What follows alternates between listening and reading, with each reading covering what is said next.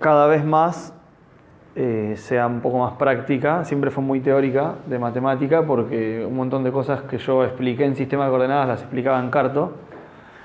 Y hay que cubrir un montón de temas de matemática, ya vamos a ver por qué. La idea es ir haciéndola un poco más práctica en el sentido de que hagamos mapas o trabajemos con datos geográficos durante la cursada, pero vamos haciendo lo que podemos. La verdad es que a veces no todo se puede.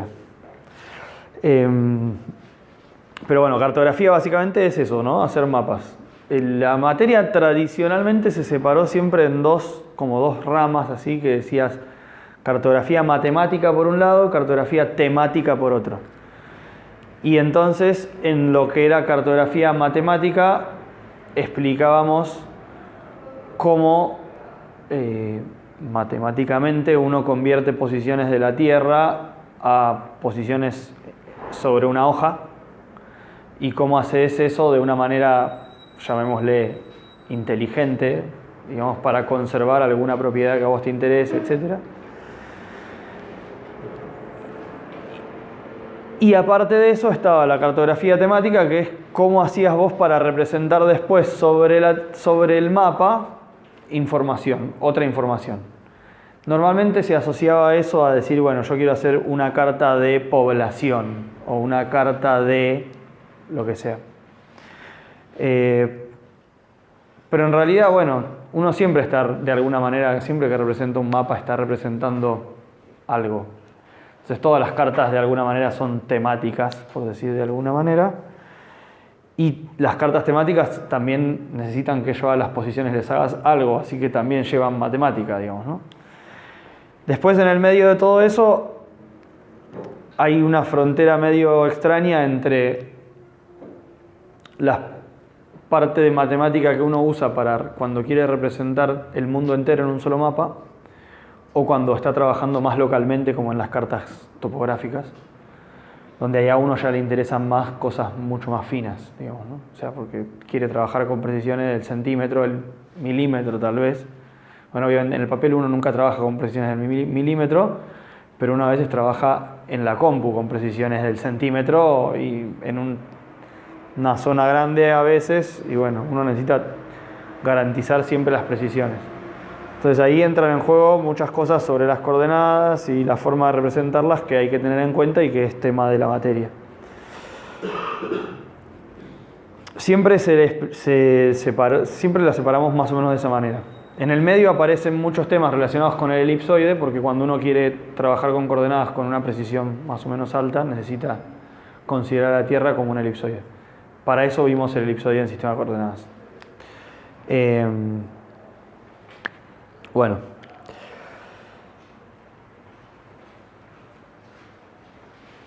Bueno, bien, adelante. Tomen asiento donde quieran. Bueno, entonces,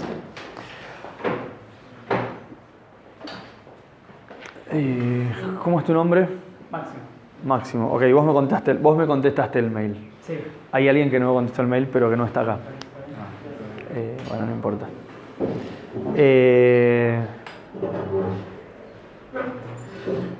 Y a Mario algún día vendrá, que ya hace varios cuatrimestres que, bueno, no importa. Que amaga venir y viene en la primera clase y después no viene.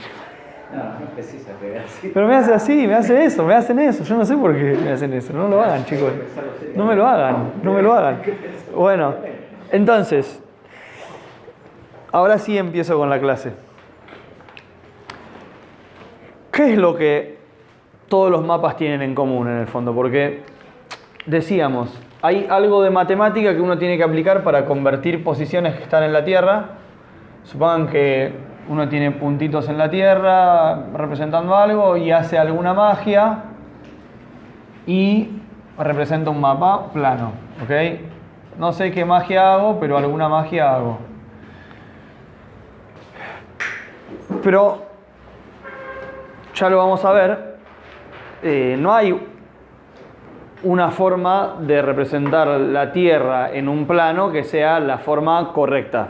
Hay muchas formas, porque en realidad lo que no hay es una forma que conserve todas las distancias, o sea, todas las proporciones de las distancias en el fondo, ¿no?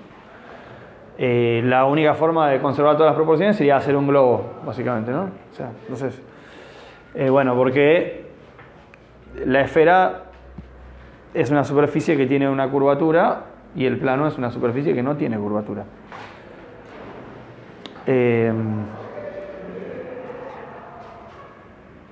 Pero hay muchos mapas que uno ve y uno usa y todos de alguna manera representaron la Tierra en un plano y todos tienen algo en común. Que uno los ve y dice, son mapas. Esto es un mapa claramente, ¿no? Entonces ves y por ahí en alguno Sudamérica se ve más así y en otro se ve más rectito y en otro, no sé, lo que sea. Pero todos son mapas y uno dice, eso es Sudamérica en el mapa. ¿Okay? Y siempre está Chile y al lado de Chile está Argentina. Nunca está Perú, digamos, de este lado de Chile. Perú siempre está al norte de Chile, ¿no? Entonces, en el fondo, hay una cosa básica que uno no puede no conservar sin que eso deje de ser un mapa, ¿no? Si yo pierdo ciertas características, esto deja de ser un mapa. ¿Qué características? Básicamente lo que podríamos coloquialmente llamar como las vecindades, ¿no es cierto? Chile tiene que estar pegado a Argentina, no puede estar en otro lado. ¿Está bien? Por decir así. Y más a escala más local, también, digamos, si yo hago un zoom acá y ese zoom, no sé, corresponde a esta área, y si esta área la divido en dos, en el otro mapa también estará dividida en dos, y la parte de la derecha estará a la derecha y la parte de la izquierda estará a la izquierda, digamos. No puede ser que yo de repente encuentre una ventanita acá donde se me invierten las cosas y la parte que tenía que estar de un lado está del otro. Las vecindades siempre son las mismas, las que tienen que ser. Que son las mismas que se conservan, que están en la Tierra, digamos, ¿no? Si yo agarro y hago un circulito acá y ese circulito fuera aquel y lo parto en dos, tiene una parte derecha y una parte izquierda, llamémosle, por decir así. Y no puede pasar que las vecindades se me alteren. Esa propiedad, que es la que conservan todos los mapas, es la topología. Eso se llama topología. Justamente es esta propiedad que se define a partir de las vecindades. Eso en sistemas de coordenadas lo mencioné, pero obviamente que no se lo acuerdan.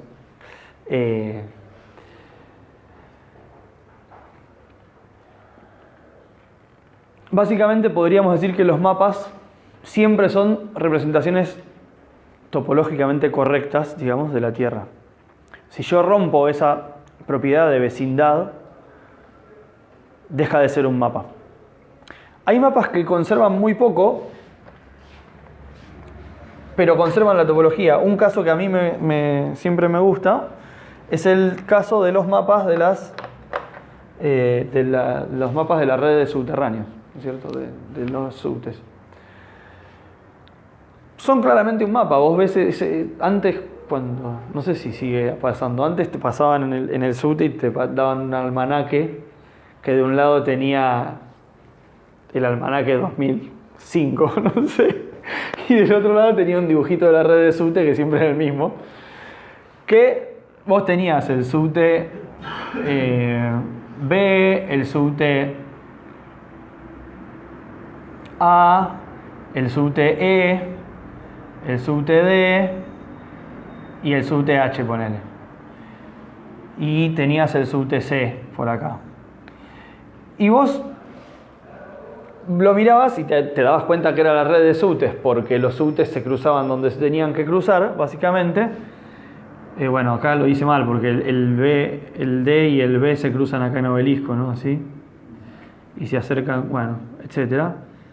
Pero básicamente vos veías que los subtes se cruzaban más o menos donde se tenían que cruzar, pero la forma de la red claramente no era la forma que vos hubieras esperado, ¿no? Porque vos, por ejemplo, decías, entre la terminal del subte B y Pueyrredón había por ahí la misma distancia que entre Pueyrredón y 9 de julio. Y si vos vas caminando desde Rosas hasta Pueyrredón y después seguís caminando por Pueyrredón hasta 9 de julio, tardás más en llegar a Pueyrredón que después de Pueyrredón a 9 de julio, ¿no? Entonces claramente las distancias, a nadie le importó la distancia en este mapa. Lo que sí les importó es conservar justamente que los cruces sean correctos. Lo que conservó este mapa es la topología, de hecho. O sea, entre dos cruces está todo el tramo, por decir así. Si yo me paro en este tramo y miro cuáles son mis cruces vecinos, bueno, el cruce con la línea H acá y el cruce de las 3 líneas en 9 de julio ahí. Y en el medio, nada, porque si lo único que yo represento son las líneas de subte, en el medio lo único que hay es línea de subte. La otra parte importante de conservar la topología es que el orden de las estaciones sea el correcto, digamos, ¿no? Pero bueno, creo que nadie va a hacer un mapa de subte poniéndole el nombre de las estaciones alterado, digamos, ¿no? Entonces, justamente porque la topología se ve en los cruces,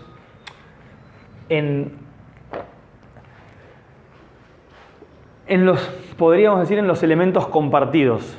Si yo estoy representando dos provincias, lo importante de la topología se da en la frontera de las provincias, que sea la misma línea. ¿Se entiende? Si yo estoy representando dos ríos, lo importante es que los ríos se crucen si se cruzan, pero que si no se cruzan, no se crucen, básicamente. Entonces, supongamos que yo tengo algo que es así, no sé, una figura, no importa. Si yo aplico algún tipo de transformación a esa figura, algún tipo de, llamémosle representación, aunque podemos pensar que es una transformación, pero como estamos hablando de cartografía, una representación de esta figura la tengo expresada en algún sistema de coordenadas o tengo información de esa figura. Y yo la quiero representar. Y cuando yo la represento, se representa así. Yo tengo un problema, que es que yo acá tengo un área encerrada en mi figura y esta área encerrada no está más. ¿Se entiende? Entonces, si yo hago una representación que me produce ese tipo de cosas, lo que estoy haciendo es algo que no puede ser un mapa. ¿Se entiende? Ahora, si yo en cambio hago alguna representación que me distorsiona mucho las cosas, pero que mantiene, digamos, no me rompe ningún área encerrada ni me genera áreas encerradas nuevas, voy a poder estar haciendo un mapa. Yo puedo tener la figura que tenía y puedo hacer, no sé, un montón de cosas y llegar a algo donde... Perdón, justo... Las dos líneas se ven así.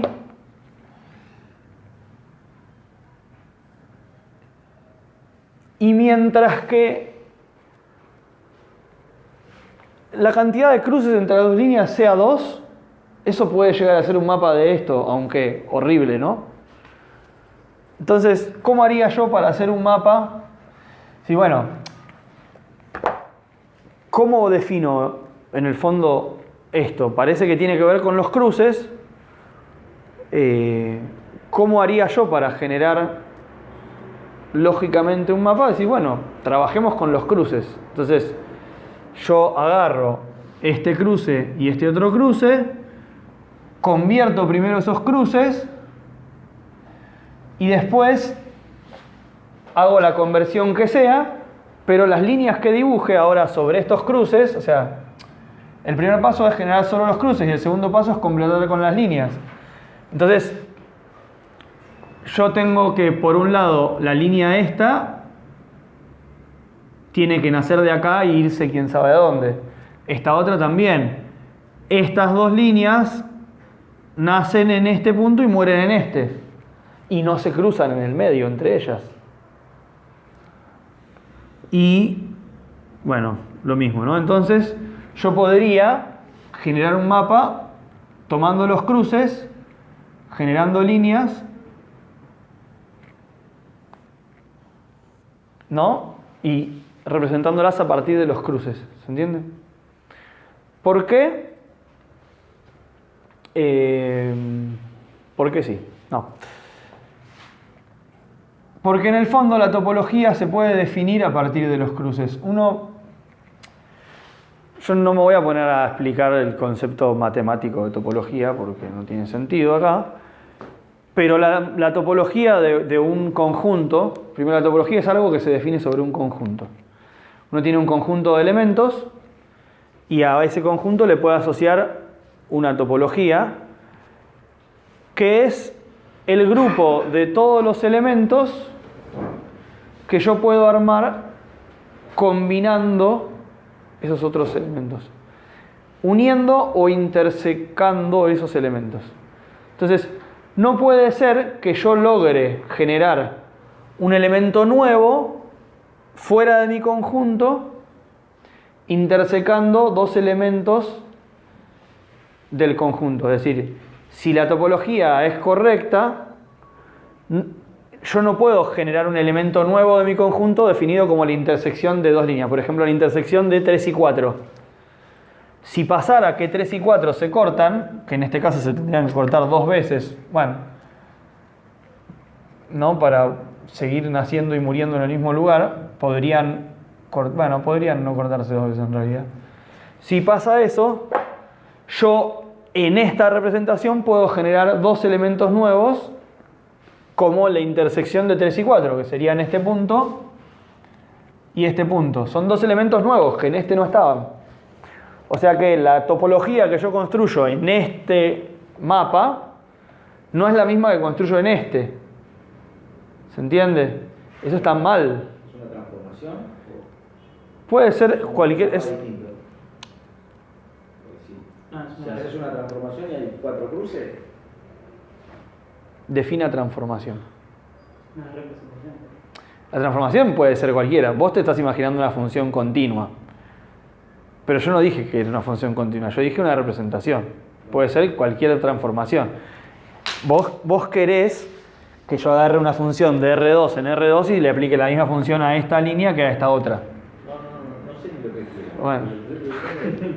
Si tengo que tener la misma cantidad de cruces, ¿por qué allá tenés 4 y acá tenés 2?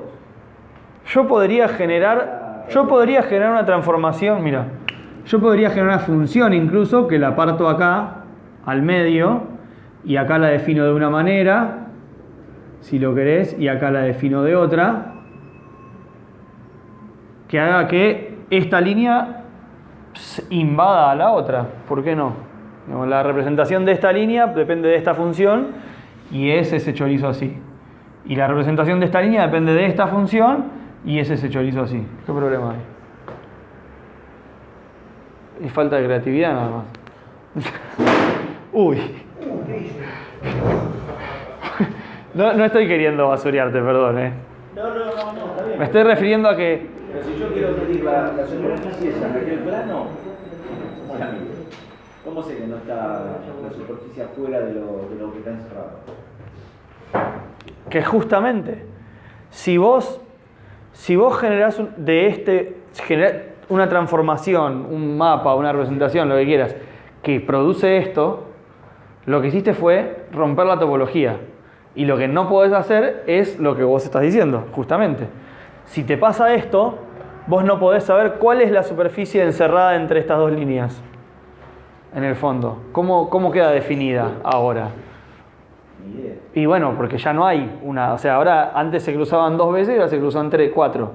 Entonces, lo que rompiste justamente es la posibilidad, como vos decís, bien, de medir esto o de hacer algo con esto. Porque antes había una sola superficie entre las dos curvas y ahora hay 3. ¿Se entiende? Entonces, justamente los mapas lo que no pueden hacer es eso. Un mapa no puede romper la topología. ¿Se entiende? Entonces, lo que pasa es que cuando yo voy a hacer una representación cartográfica, si voy a usar una función para transformar puntos de la esfera al plano, necesito que esa función mínimamente, al menos en la zona de trabajo, cumpla con esto. O sea, no haga estas cosas. ¿Se entiende? ¿Cómo garantizo yo que no haga esas cosas? Bueno, a muchos niveles puedo ir garantizándolo de a poquito, digamos, ¿no?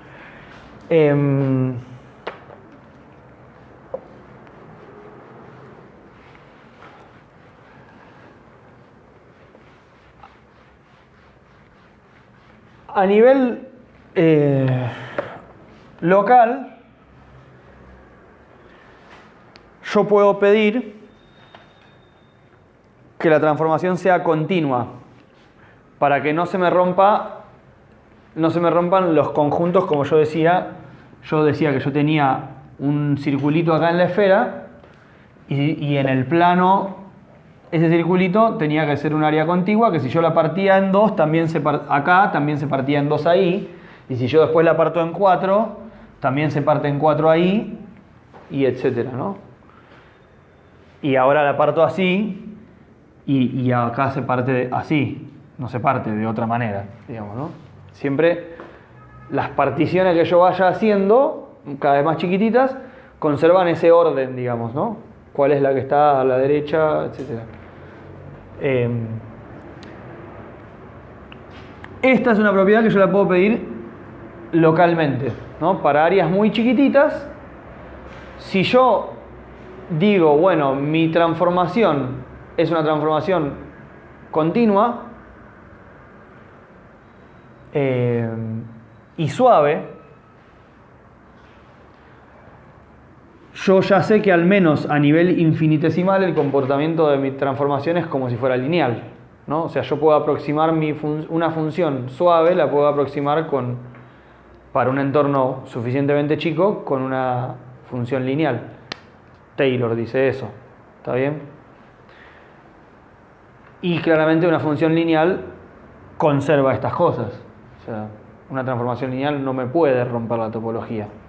¿Está bien? Porque básicamente a un cuadrado lo máximo que le puede hacer es convertirlo en un rombo así, pero no le puede agregar un lado. ¿Se entiende? Entonces, si yo pido a nivel local suavidad a mi función,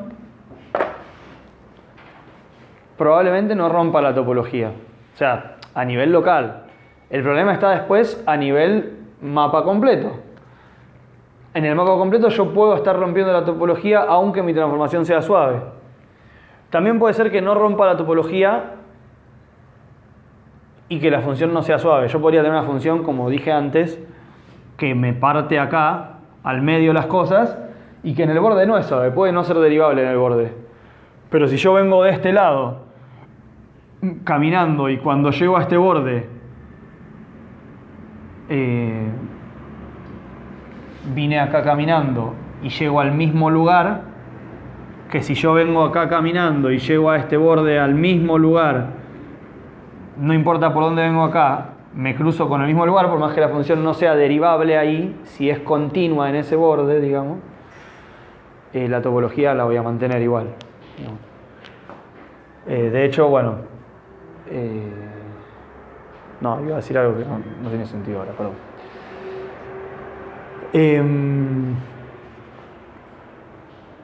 El tema es a nivel global también. O sea, ya estoy pidiendo suavidad. Si yo voy a usar una función o una transformación para representar la Tierra en un plano, voy a pedir continuidad y suavidad, o al menos que en la discontinuidad los cruces sean correctos. A nivel global o no infinitesimal, lo que yo tengo que pedir es que no me pase lo siguiente. Supongamos que yo tengo puntos en la Tierra representados con coordenadas latitud y longitud, que básicamente la latitud es una coordenada que va de menos pi sobre 2 a pi sobre 2, y la longitud es otra coordenada que va de menos pi a pi, ¿no es cierto? Y, no sé, supongamos que yo agarro y digo, bueno, voy a usar una transformación tal que x es igual a phi y y es igual a lambda al cuadrado. Y porque la vida es así, este es el eje x y este es el eje y. Porque, sí, muchas veces aparece así en cartografía, se suele usar así.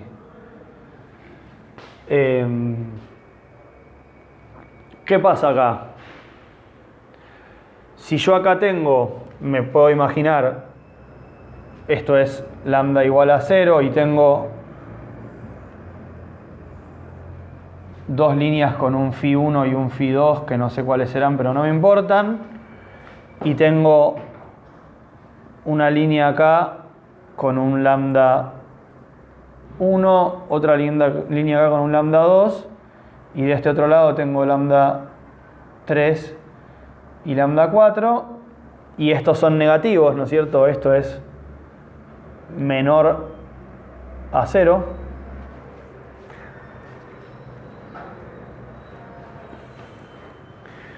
Yo lo transformo, ¿y qué voy a tener? El 0 lo voy a tener acá. Acá voy a tener... No voy a tener coordenada y negativa, porque el lambda cuadrado siempre es positivo. Y tendré acá, por ejemplo, no sé,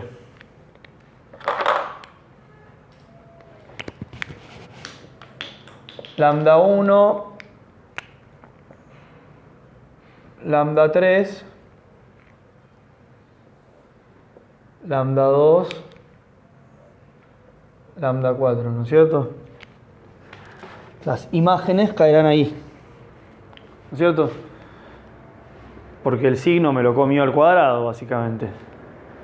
Entonces, yo acá, fíjense, si yo me pongo a enumerar cruces,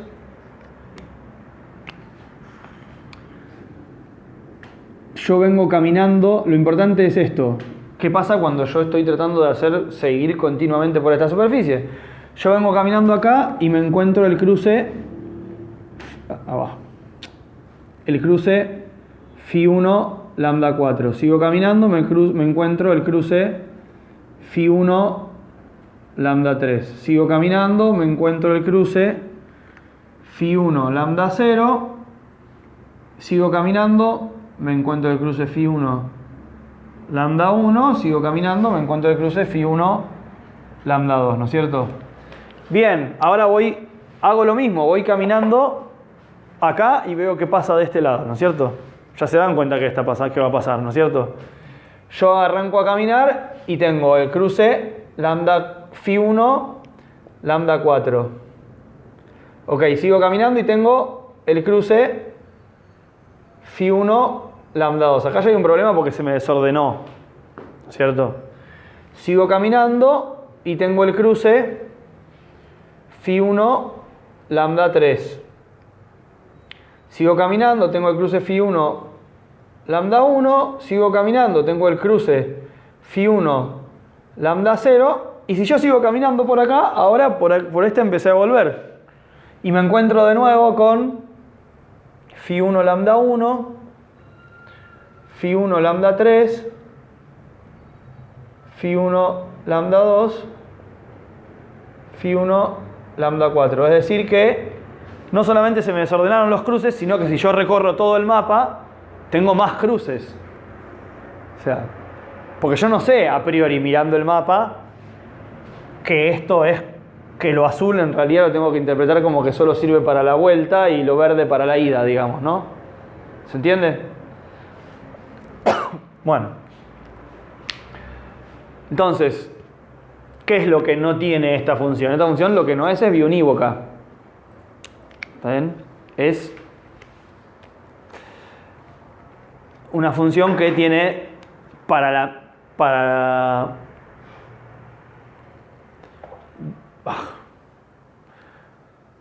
dos valores del dominio tiene la misma imagen. Entonces no es biunívoca. Cuando yo voy a representar la Tierra, la otra cosa que tengo que pedir es que la transformación sea biunívoca, además de suave. Ojo, a veces no nos importa que la transformación funcione como una transformación, o sea, que la cuenta que vayamos a usar funcione como una transformación biunívoca para toda la Tierra. Porque por ahí nosotros no queremos representar toda la Tierra. ¿Se entiende? Entonces, restringida a nuestra área de trabajo, la transformación que estamos usando tiene que ser biunívoca. ¿Se entiende? Entonces, esa es la otra gran propiedad que le pedimos a la transformación. Porque de base, nada que no conserve la topología puede considerarse una representación cartográfica, punto. O sea, Eso de mínima. Ahí podemos hacer un paréntesis. ¿Se entendió hasta acá? Podemos hacer un paréntesis sobre el hecho práctico de querer trabajar con datos y querer conservar la topología. Más allá de qué transformación vaya uno a hacer o qué función o lo que sea, qué representación vaya uno a hacer, siempre es importante, cuando uno está trabajando con datos de verdad, asegurarse de conservar la topología, porque si no estamos haciendo un no mapa, digamos, ¿no? Una no carta. Y además, sobre todo acá empieza a mezclarse algo que es el tema del trabajo con datos digitales, que es que uno muchas veces hoy en día usa datos espaciales, llamémosle crudos, por decir así. Los mira en un mapa, pero uno no hace una salida gráfica que cree, voy a imprimir este mapa y va a quedar. Es como que los vas explorando, ¿no? Uno entra al Google Earth y mira, y va cambiando de lugar y no le importa por ahí lograr hacer un mapa único copado de los datos que puso en el Google Earth, o en el Google Maps, o en un software de GIS o lo que sea. Pero sin embargo, uno quiere que yo le pueda pedir hacer al software de GIS cuentas y que las haga bien, digamos. Si le quiero que calcule un área, quiero que la calcule bien, digamos. Yo le pregunte cuál es el área de superposición entre la provincia de Buenos Aires y la provincia de La Pampa, me diga 0. ¿Está bien? Porque no se superponen las provincias, porque son provincias, digamos. Y con los catastros municipales pasa lo mismo, las parcelas no se tienen que superponer, y así con todo. Entonces, es importante que cuando uno representa datos, los represente con la topología correcta. Porque uno siempre tiene que pensar que al almacenar los datos ya los estoy representando. O sea, los datos reales son la Tierra. La Tierra es esta y es la realidad física, digamos. Cualquier cosa que yo haga después y lo guarde en una computadora ya es una representación de la Tierra. ¿Se entiende? Bueno, entonces, fíjense que hay operaciones que uno hace con los datos que no son estrictamente lo que podríamos llamar una proyección cartográfica o una representación cartográfica, pero que pueden rompernos la topología. Por ejemplo, un caso típico, y esto se ve en un montón de mapas y un montón de efectos. Fíjense, por ejemplo, la provincia de Neuquén tiene como límite un río que se reconoce siempre como muy sinuoso en los mapas. Es característico. No sé, a mí siempre me llamaba la atención, por ahí yo soy medio boludo, pero siempre decía, todos los límites son más o menos suaves y el río Colorado es el límite de la provincia de Neuquén. Es como más, se ve que tiene curvas como más grandes. Entonces se ve menos recto en los mapas. Entonces, bueno, ok, yo tengo acá arriba, no importa cómo, una provincia y acá abajo otra provincia, ¿no? Vamos a simplificar. No es una sola provincia, pero no importa.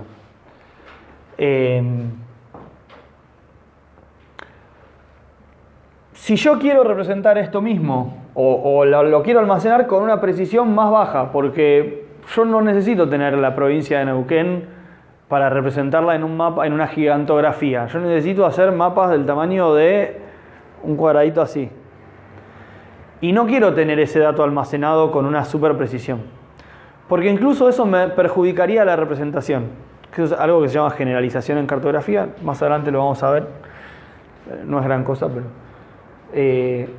entonces, digo, bueno, yo voy a querer representar esto como para trabajar a una escala de este tamaño. Si esto se veía como una curva suave con, no sé, 70 puntos, o sea que yo había almacenado esta información como una tira de 70 coordenadas, ¿se entiende? Eso después cuando hagamos la clase sobre datos van a ver los tipos de datos que hay, cómo almaceno yo datos, etc. Bueno, 70. Y por ahí yo quiero acá tener 15 puntos. ¿No? Bueno, hay muchos algoritmos para seleccionar puntos, ¿no es cierto? Pero si mis elementos son este polígono 1 y este polígono 2, ¿No es cierto? El polígono 1 es el azul y el 2 sería como la otra. Imagínense que se tocan, ¿no? Pero que yo en mi archivo tengo dos elementos individuales que coinciden en sus coordenadas acá, pero son dos elementos separados. Muchos algoritmos que trabajen con los dos elementos por separado para hacer esta reducción de puntos pueden asignarle distintos resultados a esta curva que a esta otra. ¿Se entiende? Por ejemplo, típicamente en los bordes puede ser que por cómo es la dirección de esta curva o qué sé yo, el programa acá, si las curvas estaban bien y se tocaban correctamente, después de hacer la simplificación, resulta que yo hago un zoom acá y la curva esta termina así y hasta la otra viene todo bien pero termina así. Típico. ¿Cuál es la forma de que no nos pase esto? Bueno, saber que cuando hacemos este tipo de cosas nos puede pasar esto y buscar un programa que lo haga bien. Que lo que hace el programa que lo hace bien, que es construye la topología de esto, transforma los cruces y después dibuja a partir de los cruces. ¿Se entiende? Los cruces que decís vos son los que antes eran 70, ahora son 15. Claro, o sea, yo construyo. Ojo, podría pasar que justo en el límite de provincia no pasa, porque los límites de provincia tienen que ser el mismo. Pero podría ser que yo tenga dos líneas que son así y que está bien representadas que sean así porque son no sé qué. Este es un río y este es el límite administrativo, ¿no? Un límite administrativo. Lo importante es que el río y el límite administrativo se cruzan dos veces nada más. Y puede ser que yo los tenga representados, este con 90 puntos y este con 132 puntos, y por algún motivo los quiero transformar y que este tenga 10 puntos y este tenga 8 puntos, qué sé yo. Así todo, de los 8, 2 tienen que ser. Acá, claro, de los 8 hay 2 que tienen que ser estos, y de los 10 hay 2 que tienen que ser esos, ¿se entiende?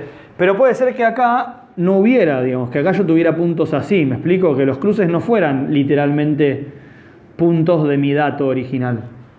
El programa tiene que construir la topología, o sea, construir todos los posibles elementos que se arman con intersecciones de los elementos ya existentes y transformarse basándose en esos elementos. ¿Se entiende? Y garantizar, obviamente, que además no genera nuevos cruces, ¿no? ¿Está bien? Bueno. Entonces, ¿cuál es la forma más sencilla de garantizar la topología? Usar grillas.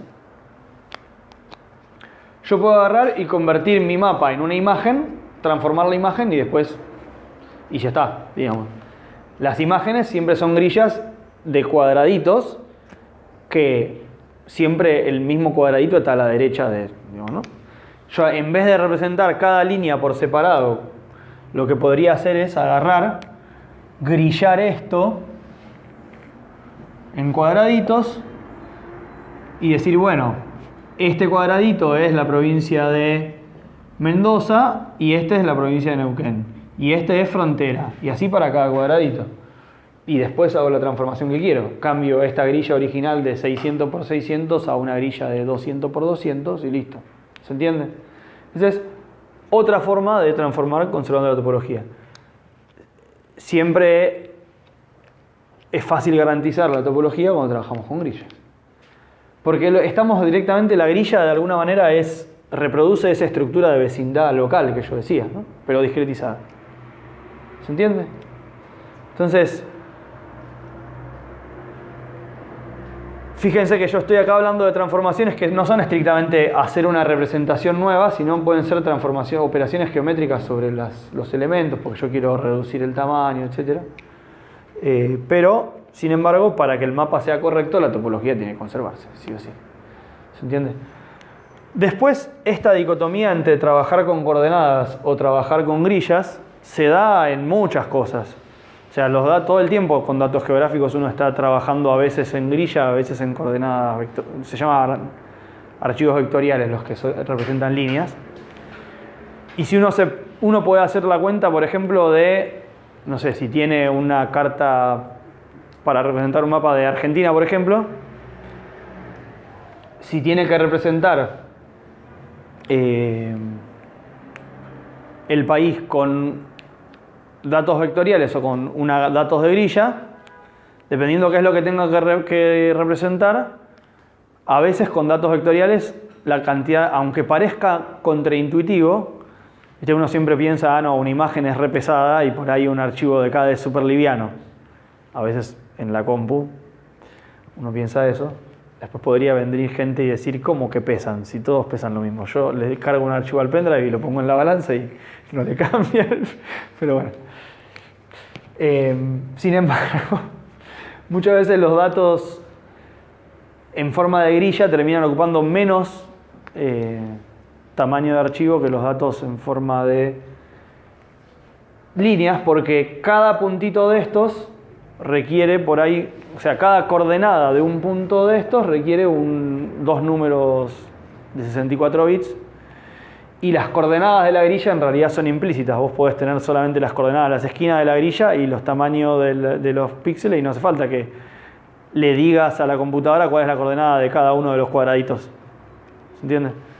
Entonces, muchas veces trabajar con grillas reduce la cantidad de información que uno maneja y, de paso gratis, conserva la topología. ¿Me estoy explicando hasta acá? Entonces, en un mapa, lo más importante, o sea, no es que es lo más importante, es la propiedad que define que eso sea un mapa, es que se conserve la topología. Si no, no es un mapa. Una vez que uno garantiza conservar la topología, puede empezar a pensar en garantizar otras cosas.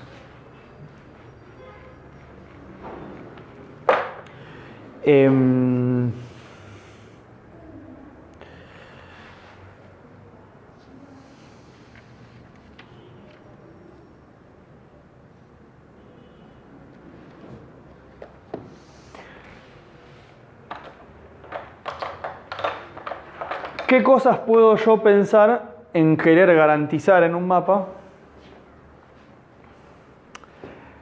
Además de la topología. Y ahí hay un tema de vocabulario que yo creo que genera confusión normalmente, que es que uno suele hablar de que los mapas conservan algo. Por ejemplo, conservan las áreas o conservan las distancias con respecto a un punto, o etc. Y en realidad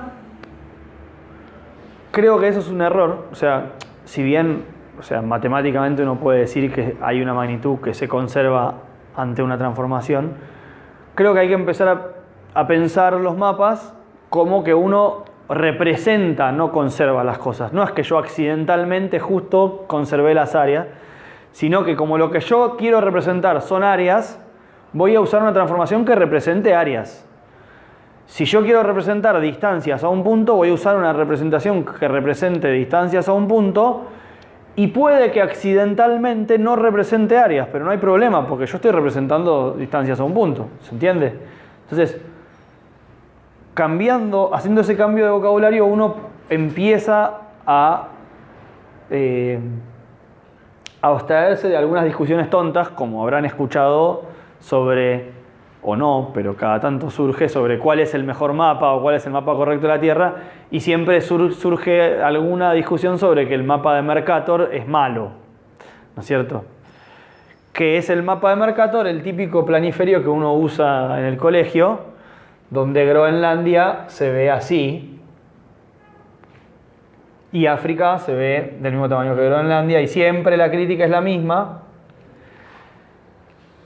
Y la respuesta a esa crítica es: este mapa no representa Groenlandia.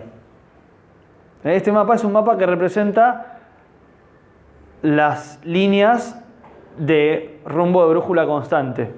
Es un mapa que está pensado para representar las líneas de rumbo de brújula constante como líneas rectas.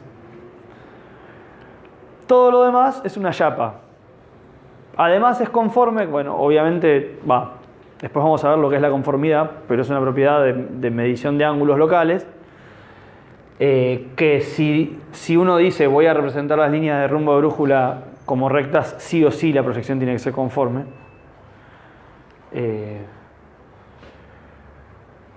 Pero no es que el mapa este representa Groenlandia más grande que África, o mejor dicho, porque no es lo que buscó representar. O sea, esta es una representación del mundo con líneas de rumbo de brújula rectas, que accidentalmente es una porquería para representar Groenlandia, ¿okay? Porque Groenlandia está muy al norte y vos mantener el rumbo de brújula cerca del polo, o sea, navegar por rumbo de brújula cerca del polo tiene poco sentido en realidad, ¿no? Porque yo estoy en el polo, si yo estoy cerca del polo, fíjense, y yo quiero llegar desde acá hasta acá con un rumbo de brújula constante, por ahí tengo que hacer un recorrido así, cuando el recorrido así sería mucho más corto. Cuanto más cerca del polo estoy, más raros son los recorridos que yo tengo que hacer si quiero navegar con un rumbo de brújula constante.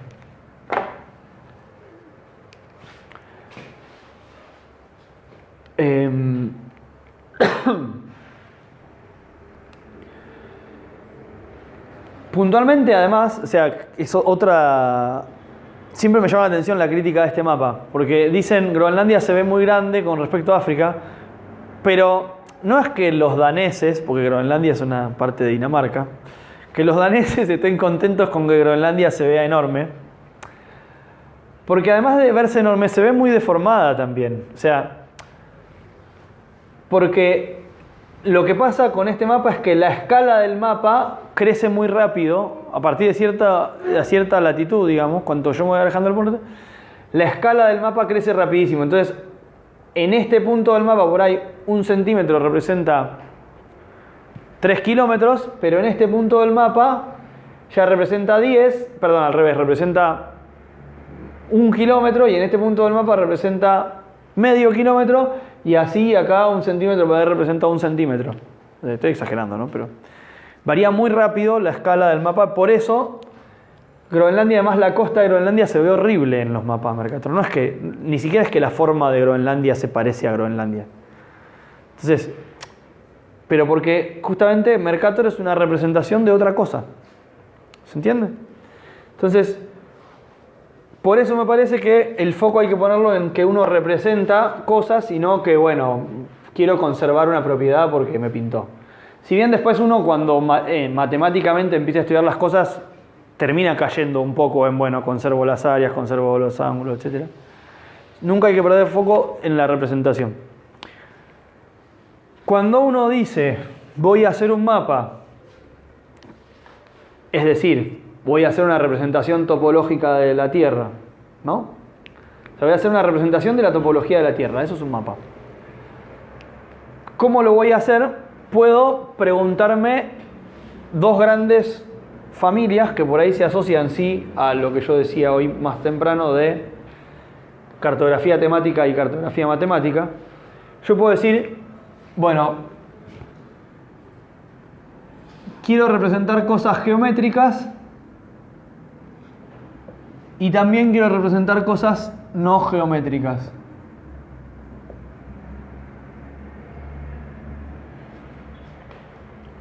Es decir, dentro de mi mapa, que hasta ahora la única restricción que tiene es que tiene que representar la topología de la Tierra, yo puedo representar cosas que tengan que ver con la geometría y también cosas que no tengan que ver con la geometría de la Tierra en sí.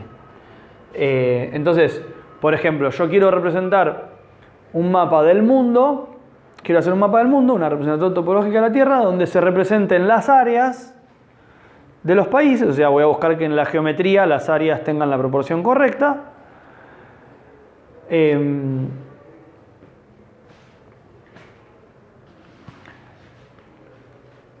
Donde yo pueda observar la densidad de población, o no sé, si quieren, la densidad de vegetación del mundo, ¿no? Entonces, ahí yo digo, bueno, la representación geométrica en el sentido de que yo necesito que las áreas se conserven, pero si lo que yo voy a representar es vegetación, por ejemplo, en el océano puede pasar cualquier cosa y no me molesta. Si yo puedo representar un mapa, puedo terminar teniendo un mapa donde yo tenga las masas de tierra correctamente representadas según a mí me pinta, digamos, no sé.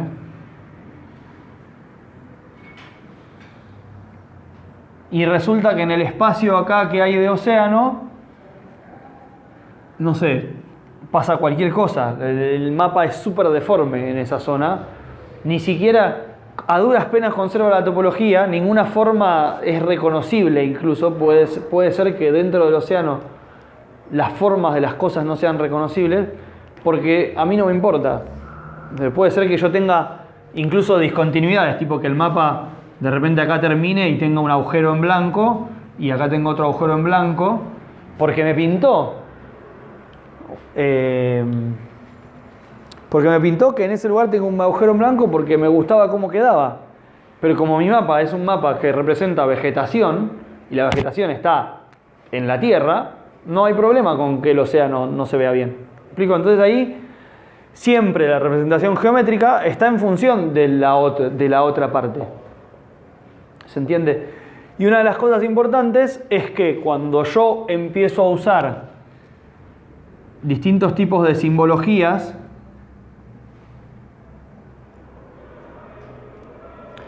para representar cosas no geométricas, puede ser que interfieran con la geometría.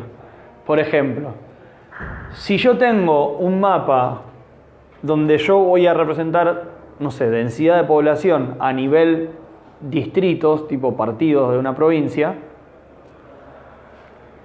va a resultar que si yo represento eso, no sé, con una tonalidad de gris, puede ser que en algún lugar los partidos sean enormes y esté todo bien, y de repente, por cómo yo hice el mapa y qué sé yo, hay un lugar donde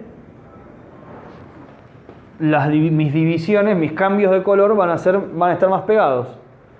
Y por ahí de repente hay un lugar donde directamente mi información se ve enmascarada por las fronteras, digamos. Son más gruesas las líneas que separan dos partidos que el color que lo pinta adentro, digamos.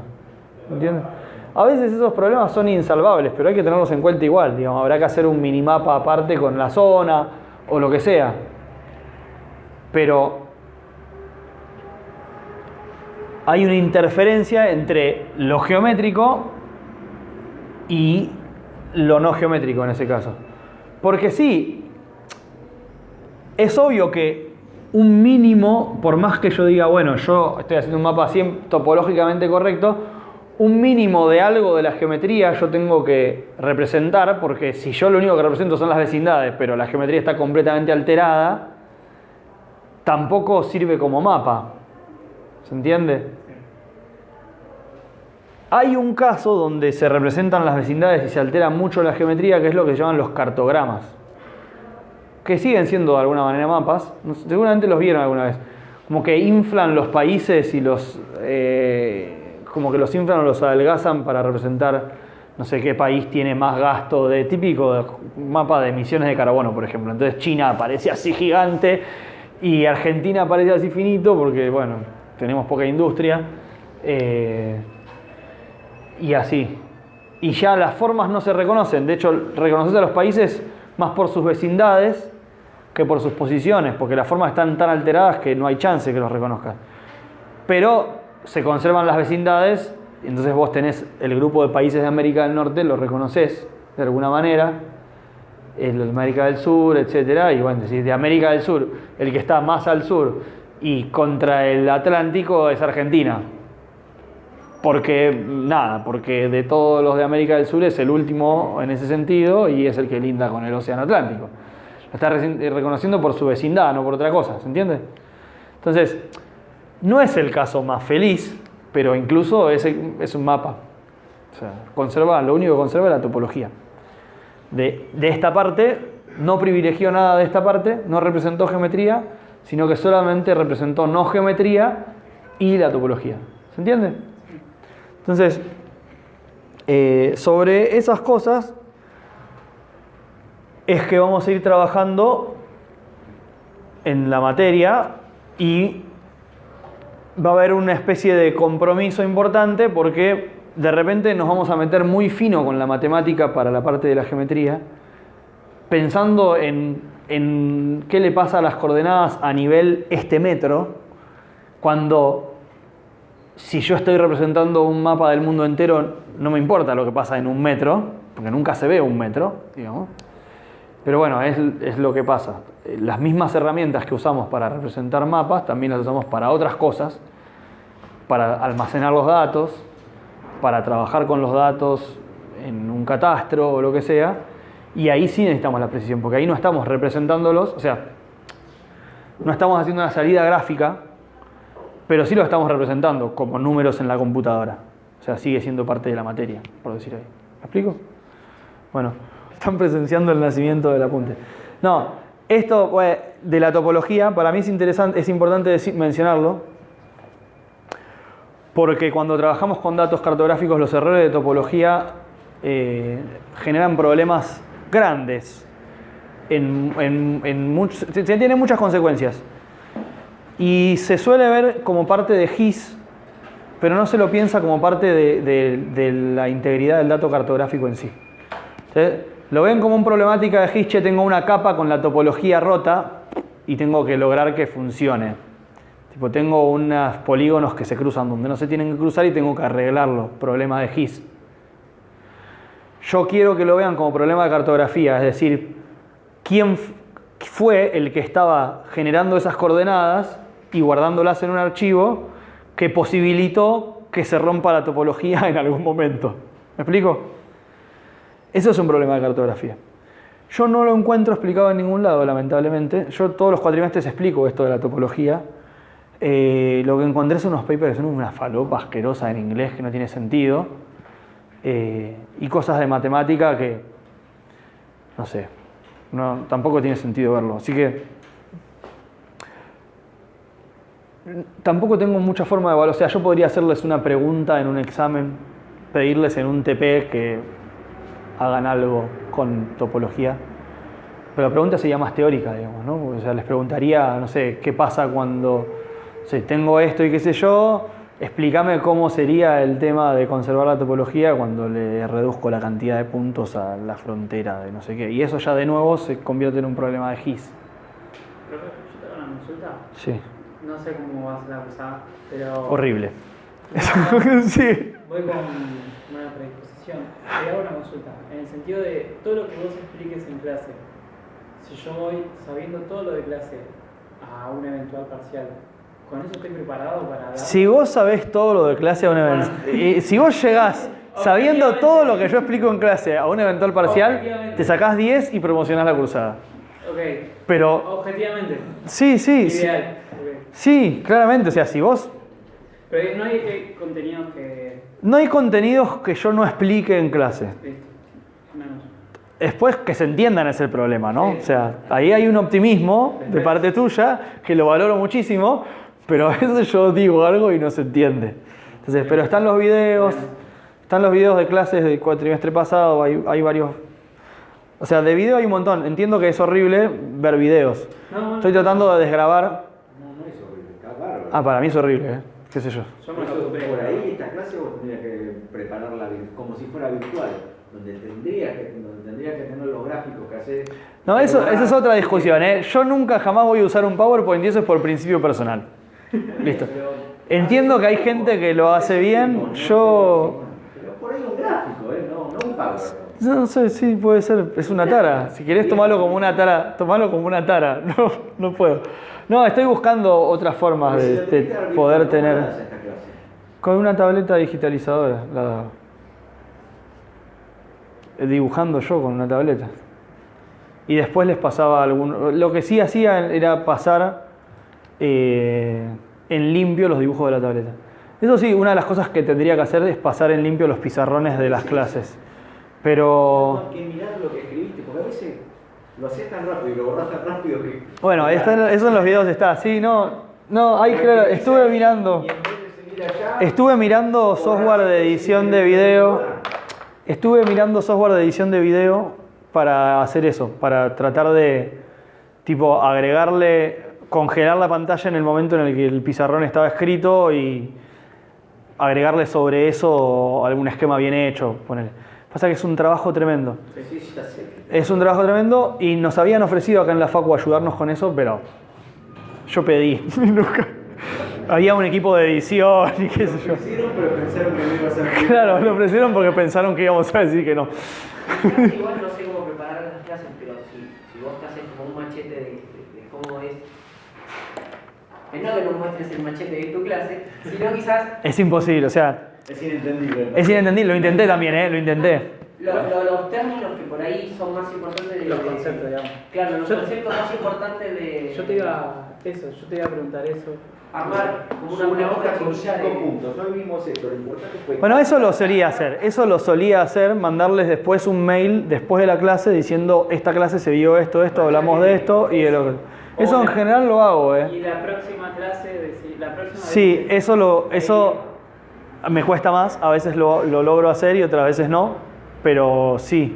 Yo capaz te El, pregunte muchas veces. el vimos esto, lo suelo hacer, o sea, trato de hacerlo lo más que puedo. Digamos, hecho en sistemas de coordenadas el cuatrimestre pasado lo hice hasta la clase 10 o 12, lo hice todas las clases, después no pude seguir. Pero Pero por ahí lo tenés que ir haciendo trato de hacerlo. de acá a 3 años, ¿no?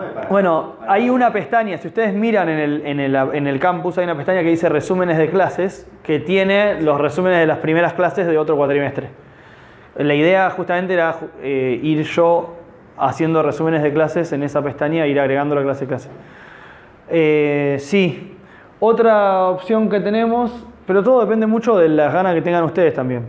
Yo tengo en el campus... Necesitamos un hilo para seguir las cosas, por ahí es eso. Tengo en el campus armado una actividad donde uno puede ir metiendo como notas y linkeando una nota con otra. Un método que se llama Zettelkasten, no sé si alguno lo escuchó nombrar alguna vez. Donde vos, es como si tuvieras un fichero, pero cada ficha tiene una referencia o puede referir a otras y tenés links y las podés ir viendo y podés agarrar una ficha y ver qué fichas esa menciona y qué fichas mencionan a esa y te vas como armando un árbol. Yo me programé una interfase para tener eso en el campus, que me costó un huevo, y lo usamos como actividad un cuatrimestre y funcionó más o menos bien. Pero también depende de que ustedes tengan ganas de usarlo y meter notas y comentarios, porque si nadie ayuda a construir ese mapa, el mapa no se construye solo, digamos. ¿Se entiende? Pero si quieren lo habilitamos y tratamos de avanzar con eso. Yo todo lo que sea que el grupo como grupo aporte cosas y vaya avanzando en conjunto me parece fantástico. Es como mi objetivo es lograr que un grupo haga eso. Lo que se termina demostrando es que la vida nos pasa por arriba y todos hacemos lo mínimo. Entonces, si ustedes están dispuestos a hacer, yo los sigo a donde vayan. El tema es, bueno, eso. Bueno, volviendo al tema, topología entonces, decía. El problema de la topología es que, si lo vemos desde el punto de vista de la matemática, tiene que ver con esta definición de las intersecciones, y que yo decía, si yo tengo un conjunto, si yo puedo definir subconjuntos y qué sé yo. Es como muy abstracto, si bien tiene que ver con lo mismo, fíjense que yo les dije que tenía que ver con qué elementos yo podía construir de cortar las líneas, etc. No nos sirve a nosotros como cartógrafos verlo desde el punto de vista de la matemática. O sea, nos sirve sí tener este concepto básico de, o sea, esta jerarquía de los puntos van a ser las que me generan después las líneas, que van a ser las que me generan después las áreas, ¿no? Y en base a eso como ir construyendo todo. Y este concepto de que las grillas no pierden la topología, digamos, son cosas que como medio sueltas, pero es más que nada lo que nos sirve.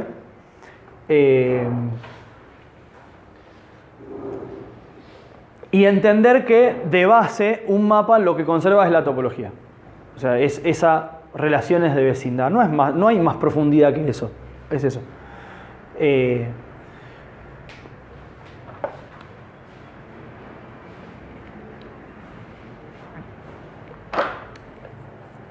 Y sobre eso uno va construyendo y quiere conservar algo de la geometría, algo de la información, lo que sea.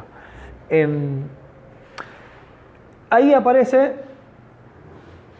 nuestro problema número 1, digamos, que es el cómo nos viene la información, ¿no es cierto? Nosotros normalmente cuando vamos a hacer una carta trabajamos con coordenadas geográficas, ¿no es cierto? Con coordenadas que vienen de un sistema de coordenadas esférico, pónganle, o geodésico,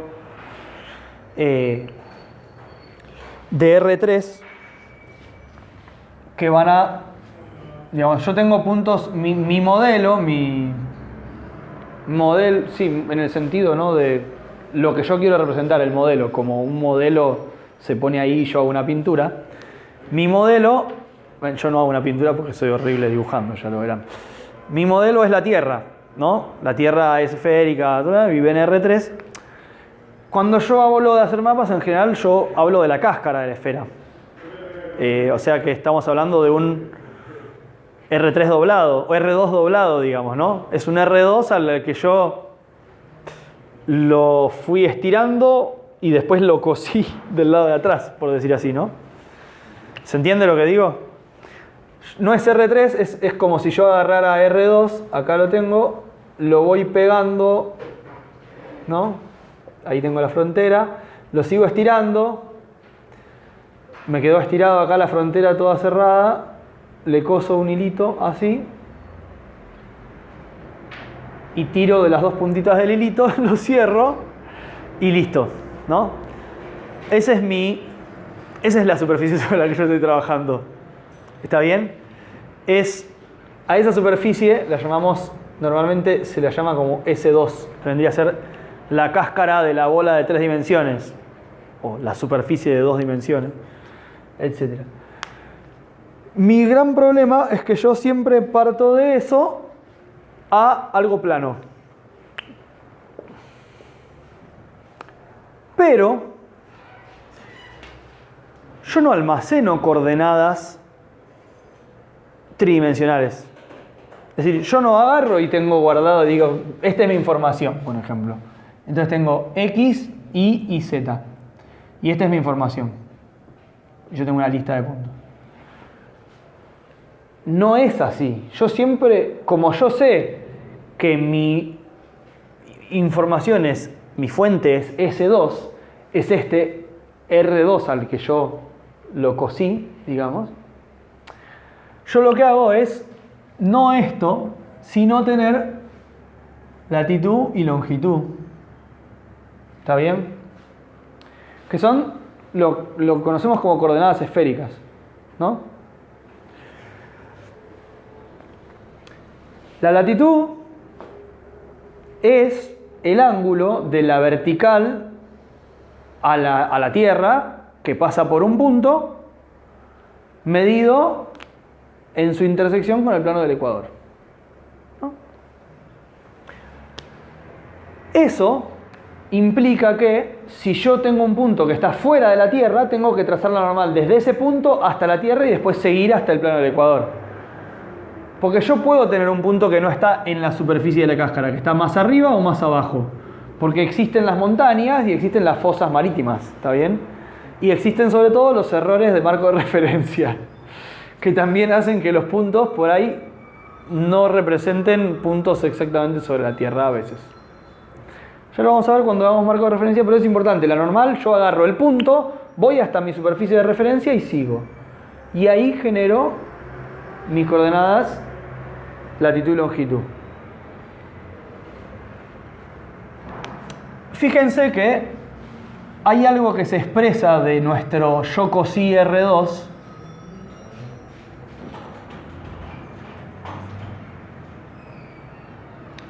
Yo dije que yo genero, ¿no? Estoy dibujando como media, quiero dibujar media esfera, pero es horrible. Yo genero mi S2 cosiendo un R2, haciéndole una operación extraña a mi R2 para unir todo el borde del R2 en un solo punto atrás con un hilo. Y después digo que voy a usar estas coordenadas para representar mi R2, ¿no es cierto? Esas coordenadas están definidas a partir de, digamos, de una transformación. Yo tengo x, y, z y tengo una forma de ir y volver de phi y lambda, ¿no es cierto? Por eso es lo que llamamos coordenadas esféricas. Donde estas líneas, que se llaman paralelos, son las líneas de igual latitud y varía longitud. Y estas líneas, que se llaman meridianos, son las líneas de igual latitud y varía la longitud, ¿no es cierto? ¿Me siguen hasta...? No, dije mal. De igual longitud y varía la latitud. ¿Me siguen hasta ahí? ¿Sí? Bueno. Qué feo el dibujo, bien. Fíjense cuál es la longitud en el polo. O sea, el polo es este punto donde todos los meridianos se juntan. ¿Cuál es la longitud en ese punto? Todo. Todas. 0, 90. ¿Vos cuál querías decir? 38. 38. Todas son correctas. La longitud del polo es cualquiera. ¿Se entiende? ¿Por qué? Porque si las líneas de igual longitud, o sea, son los meridianos, cambiarme de meridiano es cambiarme de longitud, pero en ese lugar todos los meridianos se juntan. ¿Se entiende? Fíjense que es inevitable que yo, en un sistema de coordenadas que yo genere para describir esta superficie de porquería, al menos en un punto me pase eso. Si yo agarré R2 y le hice esto, en el punto del lado de atrás tengo un montón de coordenadas posibles de R2 que caen todas al mismo punto. ¿Se entiende? ¿Sí? ¿Se entiende? Eso vendría a ser. ¿Eso es un problema o una solución a lo que vamos a hacer? Eso es un dato de la realidad, digamos. Sí. Un hecho bruto, diría un filósofo. Lo vamos a usar. Eso es importante porque pasa, digamos. Que cualquier sistema de... Eso nos trae un problema. O sea, eso es inevitable, ¿eh? Y trae un problema a veces que no lo tenemos mucho en cuenta, pero trae un problema. Ahí trae un problema numérico, primero, que es que cuando yo me voy acercando al polo, dependiendo cómo yo almacené mis coordenadas o las trabajé, de repente una variación muy grande de longitud en realidad representa una variación de distancia muy chiquitita cerca del polo, y eso puede traerme problemas numéricos si yo estoy trabajando con senos y cosenos después y qué sé yo, explota la compu, digamos.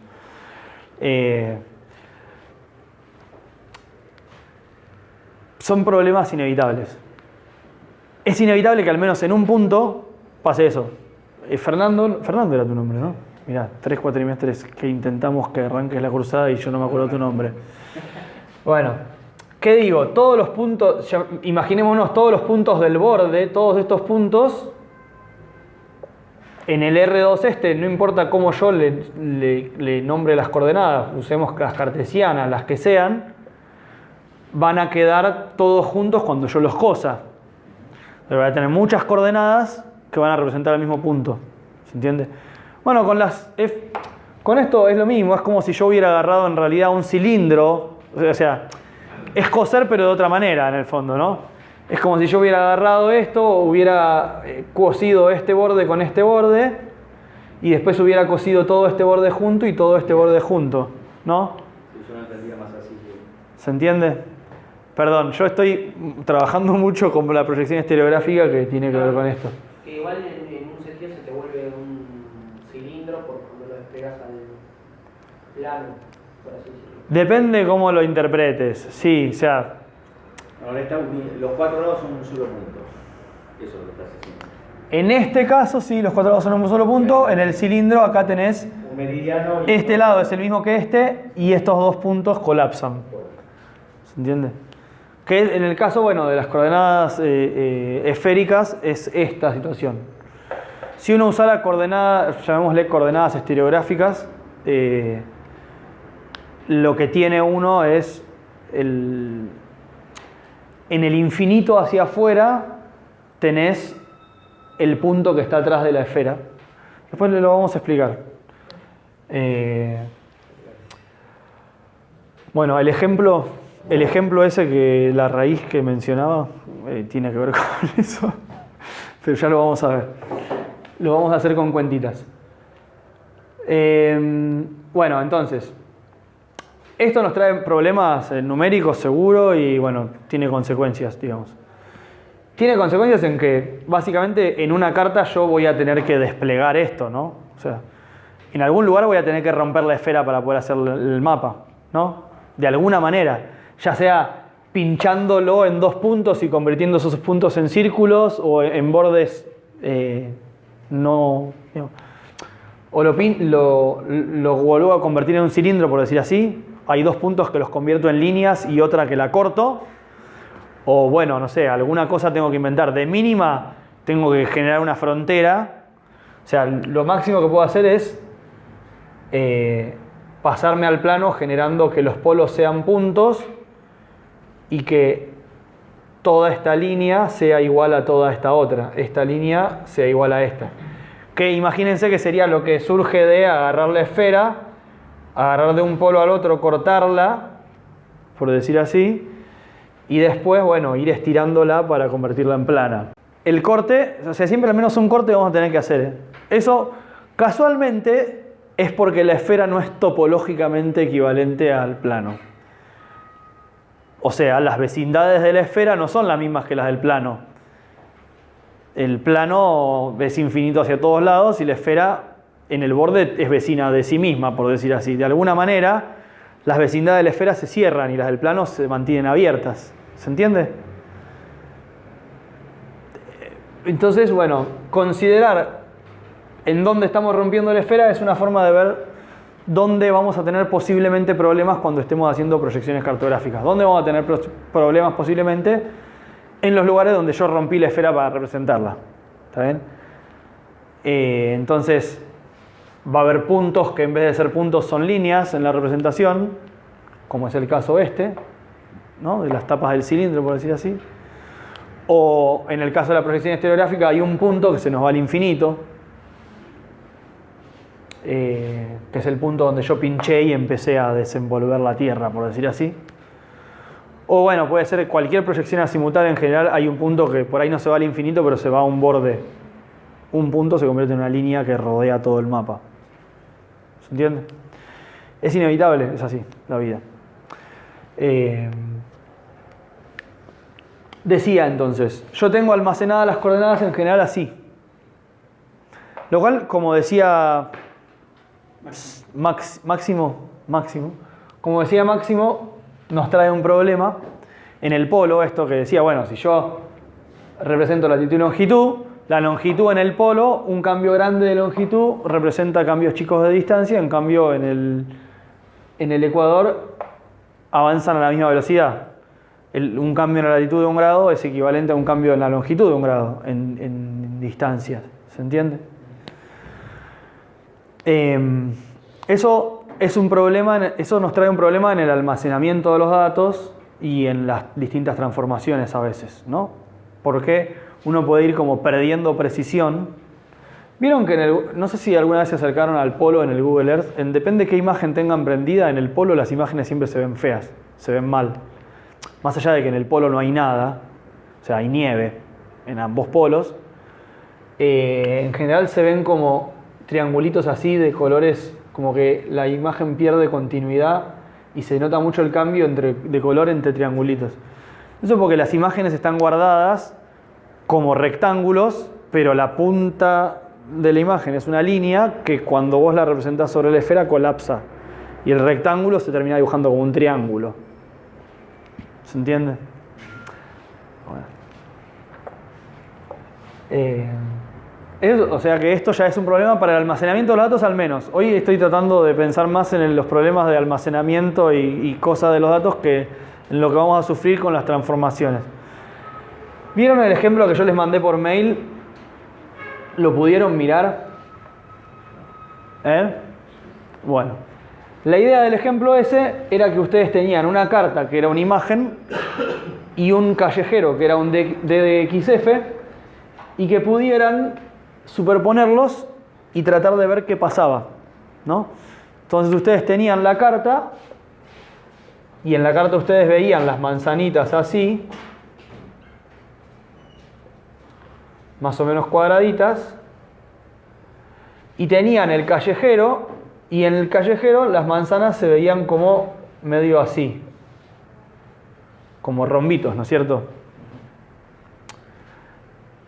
Interpretación libre. Y lo que pasaba es que si ustedes querían hacer coincidir esto con esto, lo que tenían que hacer era ensanchar en este sentido o angostar en este sentido el callejero para lograr superponerlo. No sé si lo probaron, yo les sugería que lo hicieran en Inkscape, que mantienen agrupado el coso y después se fijan cuánto cambió la proporción, digamos, ¿no? Miran la proporción original, miran la otra proporción. El cambio en la proporción, el delta en la proporción, llamémosle, sería la diferencia entre, yo tenía un tamaño en X y un tamaño en Y originales, y después tengo un tamaño en X transformado y un tamaño en Y transformado, ¿no? Esta relación de proporciones, es decir, cuánto lo tuve que ensanchar o cuánto lo tuve que angostar, perdón, cuánto lo tuve que estirar o cuánto lo tuve que angostar, tiene que ver con la latitud. Puntualmente es el coseno de la latitud.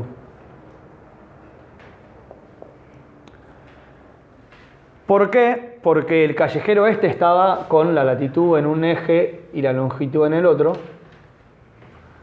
Y estando en Londres, que tiene coordenada 40 y pico, un grado de latitud es bastante más que un grado de longitud. ¿Cuánto más? Y bueno, un grado de longitud es coseno de phi grados de latitud en la distancia. ¿Sí? Coseno de phi, el coseno de phi, fíjense, crece, perdón, empieza en 1, en el ecuador en 0, en la latitud 0 es 1, y decrece primero lento y de repente muy rápido hasta convertirse en 0 en el polo, que es lo que significa que en el polo moverme por la longitud es no moverme. ¿Se entiende? ¿Se entiende? Como que lambda, la longitud es todos los ángulos en el polo, entonces como que mientras más estés ahí, mientras más te moves, menos varía. Cuanto más cerca del polo estás, o sea, phi es más grande, la misma variación del parámetro lambda significa menos distancia en metros, menos movimiento. Llega el caso donde phi es pi sobre 2, el coseno de phi es 0, y moverme por la longitud en el polo es girar en mi lugar, ¿no es cierto? Es no moverme. ¿Se entiende? Ok, bueno. Fíjense que esto justamente está en relación al tamaño del paralelo. El tamaño de un paralelo. ¿Por qué? Porque justamente con 2pi de longitud yo recorro un paralelo. O sea, la escala esa de la que estoy hablando es el largo del paralelo. Es cuánto avanzo, a qué velocidad avanzo por phi. Y bueno, a un paralelo cada 2pi. Y ahí es 0. El tema es que en el polo los paralelos miden 0 metros y en el ecuador miden pi por 6.400 kilómetros al cuadrado. No, al cuadrado no. Ese es el área. Pi por 2. Pi por 2 por 6.400. Iba a decir, no puede medir en metros cuadrados. Bien, bueno. Entonces, fíjense que hay una relación entre la escala y el tamaño de los paralelos. y que nuestra forma de almacenar las coordenadas normalmente ya altera la escala. ¿Se entiende? Eso es importante. La forma normal de almacenar las coordenadas, phi lambda, ya está en un espacio con la escala alterada. Pero fíjense qué tan alterada está la escala. Súper alterada, ¿no es cierto? Porque no solamente dentro de mi espacio de phi lambda, estos vectores, esto es ponerle 1 metro y 1 metro en el ecuador, ¿no es cierto? Esto es el ecuador. Y pónganle que esto es el polo, ¿no es cierto? Polo. Acá, recorrer así 1 metro es esa misma flechita, pero directamente esta flechita así grande es 0 metros. ¿Cómo decir? No sé, ¿no? O sea, el metro ni siquiera lo puedo representar, no hay 1 metro. Un poco más lejos, no sé, acá en algún lugar tendré 1 metro de latitud y 1 metro de longitud será todo eso, ¿no? ¿Se entiende?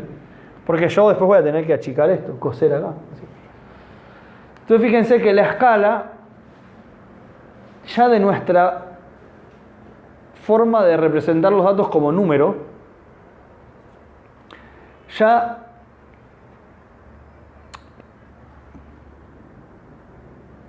repito de nuevo. Fíjense que nuestra forma de representar los datos como número ya altera la escala, no solamente que es distinta la escala en una dirección que en otra, sino que en todos los lugares la escala es distinta. O sea, en cada punto, en cada dirección, tengo una escala distinta. ¿Me explico? No lo voy a explicar ahora, pero ya lo saben los que hicieron sistema de coordenadas. Si la escala es mínima, si estas dos escalas, si esas dos direcciones son ortogonales en la esfera y en este plano también, esas dos escalas son la mínima y la máxima, y en el medio se forma una elipse porque esto es una forma cuadrática. Para eso vieron formas cuadráticas en sistemas de coordenadas. Entonces, por ejemplo, la escala en cualquier dirección termina formando una elipse. En esta dirección la escala será, no sé, esa. ¿Entienden?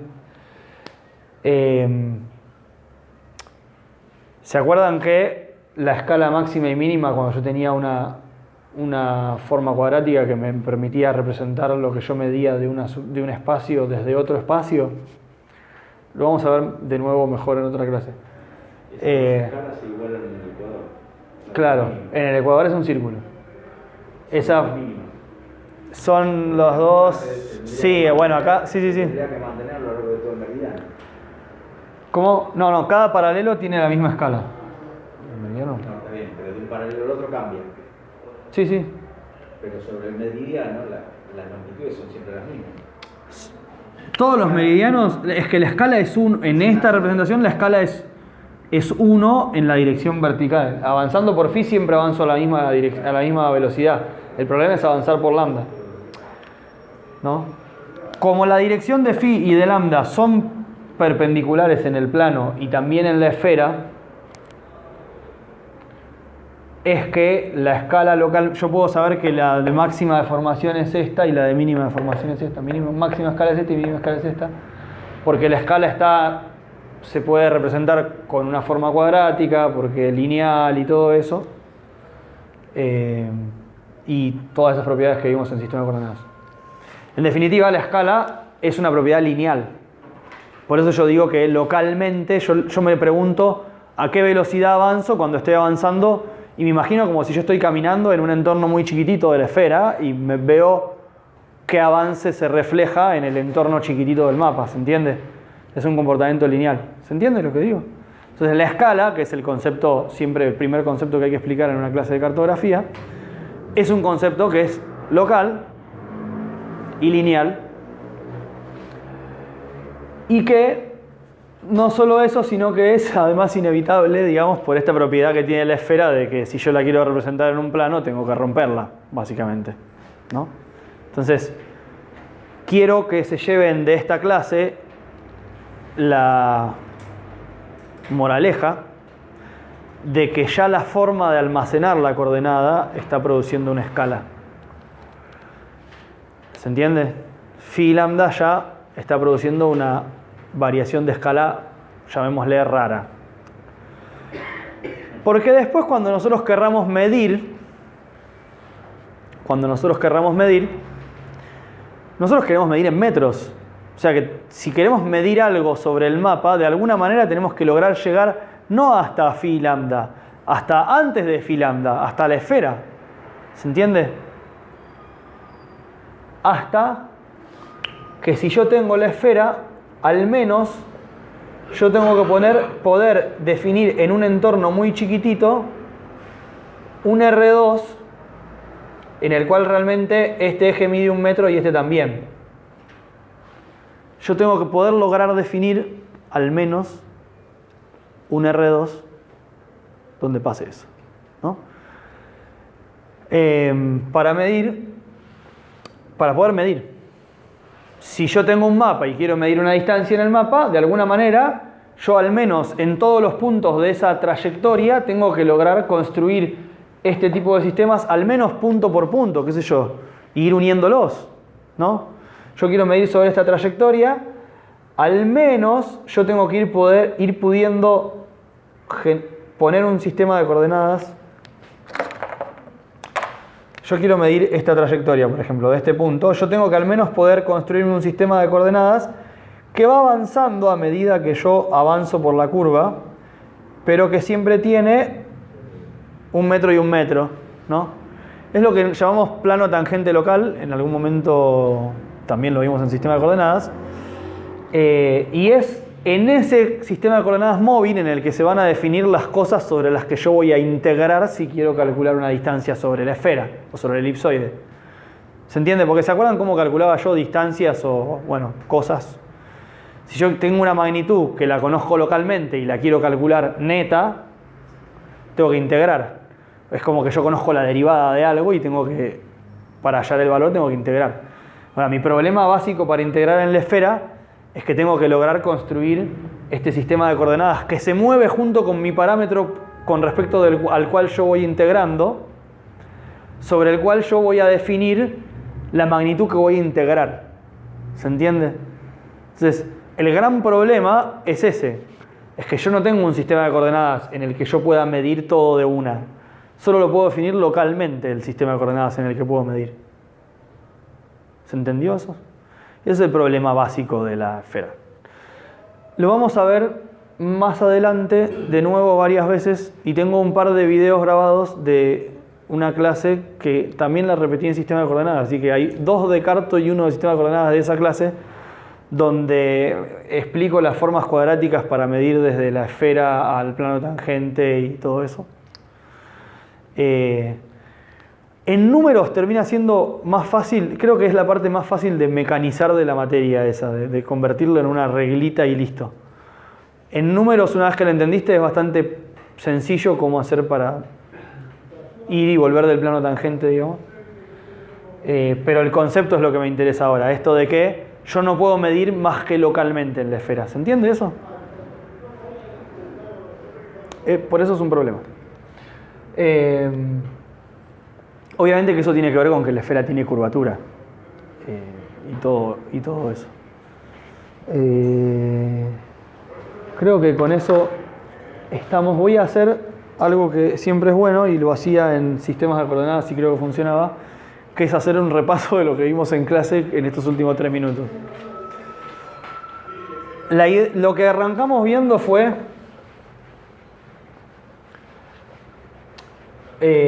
mi cara. Algunos ya me conocían, otros no.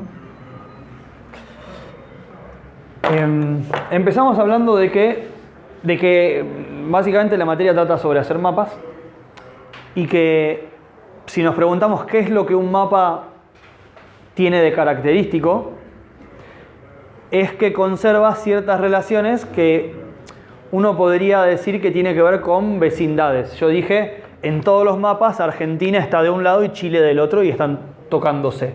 Argentina, Chile. Si no pasa eso, no es un mapa. Entonces, en base a eso yo dije, lo que se tiene que conservar son las vecindades. Y esas vecindades, definidas a partir justamente de los contactos, las fronteras, los cruces, tienen que ver con esta situación que yo decía de, por ejemplo, tengo esto y no puede eso convertirse en esto, sino que estos dos cruces tienen que seguir siendo los dos cruces entre las dos líneas. Entonces esto está mal y lo que estaría bien sería tener los dos cruces y de alguna manera definir las líneas que se sigan cruzando solo dos veces, porque si no, no estoy conservando esa propiedad que hace que esto sea un mapa. ¿Se entiende? El ejemplo que puse, el planito de la red de subte que venía de los almanaques en 2005, que ya no vienen más, pero bueno, alguien que vivía en Buenos Aires en 2005 debe tener todavía uno de esos. Después dijimos, ok, el mapa se puede construir a partir de conservar la topología. Le llamamos topología a esas vecindades, perdón. Entonces, ¿qué necesito para conservar la topología? Y dije, bueno, si yo construyo algún tipo de representación que sea suave, localmente me va a conservar la topología. Si yo tengo un circulito y lo parto, dije, en el plano tengo el circulito y lo parto y se va a partir siempre en la misma cantidad de pedazos y las vecindades entre los pedazos se van a conservar, ¿no? Yo dije eso. Y después dije, ojo, eso localmente, pero globalmente yo necesito que la transformación no se vuelva sobre sí misma, digamos, que sea biunívoca para que no se generen cruces falsos en las imágenes superpuestas, digamos, ¿no? Entonces, necesito que al menos en mi zona de trabajo, la transformación que yo use, la representación que yo use sea biunívoca, ¿no? Entonces, eso como una condición para ser mapa. No se pide nada más. Entonces después, lo que yo dije es que tenemos algunas propiedades que a veces uno quiere representar y que convenía a veces dividirlas en geométricas o no geométricas, ¿no es cierto? Y a veces había interacciones entre ellas, como lo que yo decía. Yo quiero representar un mapa de densidad de población, pero los distritos son muy chiquitos, y si yo quiero representar la geometría y realmente representar todas las fronteras y qué sé yo, por ahí las fronteras me tapan el contenido del mapa, ¿no? Y decía, hay un caso extremo que es este de los cartogramas, que si quieren después busquen en internet cartogramas y van a ver lo que son, donde yo no conservo más que la topología y trato sí de representar algo no geográfico. Y son diagramas bastante horribles, pero bueno, existen y se generan y bueno, se usan. Después de eso, dije, bueno, ¿cómo almacenamos nosotros las coordenadas? Perdón, hice un comentario sobre topología después aparte, hice un paréntesis sobre topología con esto de la frontera de Neuquén y qué pasa cuando yo le quiero sacar puntos. Y le insistí en la importancia de que cuando trabajan con datos geográficos piensen en la topología y que las grillas conservan siempre la topología porque están definidas en base a eso. El cuadradito este es el vecino de este y es el vecino del otro. Y como la definición de la grilla es la topología, ya está. Para trabajar bien con topología, con capas que no sean grillas, lo que hay que hacer es generar la topología, es decir, generar explícitamente puntos en todos los cruces y trabajar a partir de eso para convertirlo correctamente. Después les paso un ejemplo de eso en Python.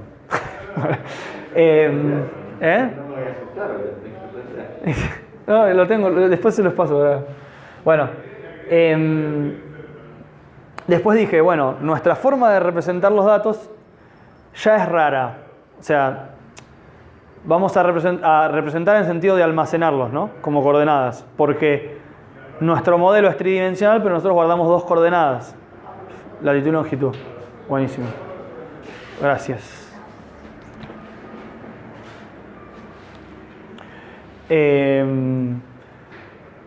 representamos dos coordenadas. Entonces, decía, eso si lo pienso como un R2 que envuelve la Tierra, yo tenía la Tierra acá y había una sábana espacial que quería envolver la Tierra, y de alguna manera tiene que, bueno, yo dije este ejemplo, envolverse y coserse alrededor del borde. Otros dirán mejor hacer un cilindro y coserlo alrededor del borde también. Y esto tiene que ver justamente con que hay vecindades de la Tierra que en el plano no se pueden representar. Necesito coser para representarlas, ¿no? Y eso nos trae un problemita, que es este de los polos, donde yo en el modelo cilindro los polos colapsan a un punto cuando en el R que usé para envolver la Tierra era una línea, ¿no? Y eso, bueno, nos puede traer problemas de representación de los datos, como les decía el ejemplo de que en el Google los triangulitos en el polo molestan. Y también tienen consecuencia de lo mismo es que en esa representación que yo estoy trabajando, las escalas varían dependiendo del lugar donde yo esté, ¿no? La escala en el sentido de cuántos metros de avance sobre la Tierra representa el avance sobre el número del dato, ¿no es cierto? Ya ni siquiera pensaría que esto es un mapa, es simplemente el avance por los números. No nos queda otra que imaginárnoslo rectangular, pero podría ser una sábana y estar doblada, o así, o tener cualquier otra forma. Mientras que tenga borde, no hay problema. Lo importante es la escala entre avanzar por el parámetro longitud y caminar por la Tierra. Es un número que varía constantemente dependiendo de donde yo me paro. Y ese ya es un problema de base que tenemos que lidiar con él. Y es un problema que tenemos que lidiar en dos sentidos. Uno es para representar, cuando nosotros queremos medir cosas sobre la representación, nos vemos obligados a pasar por este lugar porque tenemos las coordenadas almacenadas en esta forma. Así que es un problema para representar, pero también es un problema mismo del almacenamiento de los datos, que la escala, si yo corto un pedacito de datos, no tengo la misma precisión. Divido en franjas iguales y no estoy teniendo la misma precisión si estoy trabajando en el polo o en el ecuador o lo que sea. Entonces, es un problema para los datos. Y decía, como última observación, si yo quiero medir una trayectoria sobre la Tierra, tengo que pensar que justamente mi sistema de coordenadas útil para medir, que es un R2 con coordenadas cartesianas, no puedo construirlo sobre la esfera globalmente, sino que tengo que ir como construyéndolo punto a punto. Y bueno, eso hará que cuando yo integre tenga que definir mis variables de adentro del integral en una especie de sistema de coordenadas móvil, por decir así, ¿no? Que se construye punto a punto.